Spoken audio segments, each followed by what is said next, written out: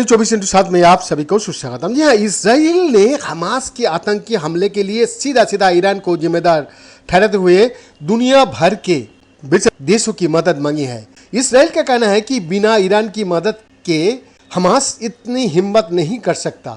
भारत में इसराइल के राजदूत नाओर गिलोन ने कहा है कि आगे इस तरह के हमले को रोकने के लिए उसे भारत जैसे देशों का भी सपोर्ट चाहिए। बता दें कि हमास के अचानक किए गए आतंकी हमले में इसराइल के करीब 1100 लोग मारे गए हैं। इसके बाद इसराइल ने भी गाजा में भयंकर तबाही मचाई और 700 से ज़्यादा लोग मार गए।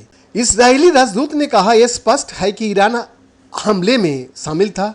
हम जानते हैं कि ईरान आतंकियों को हथियार और प्रशिक्षण देता है। हमारे पास बहुत पुख्ता सबूत भी है।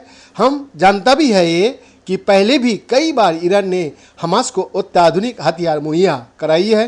उन्होंने कहा कि इसराइल मध्य एशिया में एक बड़ा परिवर्तन करना चाहता था। अरब देशों के साथ सहयोग बढ़ाकर शांति का प्रयास कर रहा था।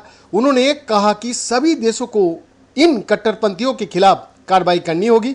गिलन ने आगे कहा कि भारत जैसे देश इस मामले में बड़ी भूमिका निभा सकता है। हालांकि उन्होंने ये भी कहा है कि इसराइल ने किसी खास क्षेत्र में कोई बड़ी मदद नहीं मांगी है, वो बस हमास के खिलाफ बोलने की ज़रूरत है।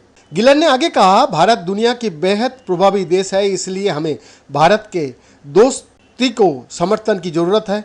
हम जानता है कि आतंकवाद बहुत बड़ी समस्या है। ये हमारे लिए बहुत ज़रूरी है कि हम इसके खिलाफ मिलकर कार्रवाई करें। प्रधानमंत्री नरेंद्र मोदी ने पहले ही इस हमले का निंदा की थी और कहा था कि भारत इसराइल के साथ खड़ा है।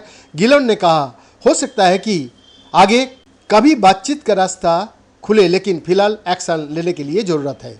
गिलन ने चीन की प्रतिक्रिया पर निराशा जताते हुए कहा कि उसने खुलकर इस हमले का निंदा नहीं की। उन्होंने कहा कि दुनिया भर में ऐसे आतंकी संगठनों के खिलाफ सबको मिलकर खड़े होने की जरूरत है। उन्होंने आगे कहा कि आतंकवाद सिर्फ आतंकवादी है, उसका स्वरूप कोई भी हो सकता है, इसलिए उसकी निंदा करना और एक्शन लेना बहुत जरूरी है। गिलन ने यह भी कहा है कि आतंकी संगठन ने बहुत सारे इसराइल के लोगों को बंधक बना लिया है। बता दें कि इसराइल में लगभग 18,000 भारतीय रहता है, जिसमें 900 स्टूडेंट भी हैं। वैद्य राजास का रिपोर्ट, बिट्स न्यूज़ 24/7।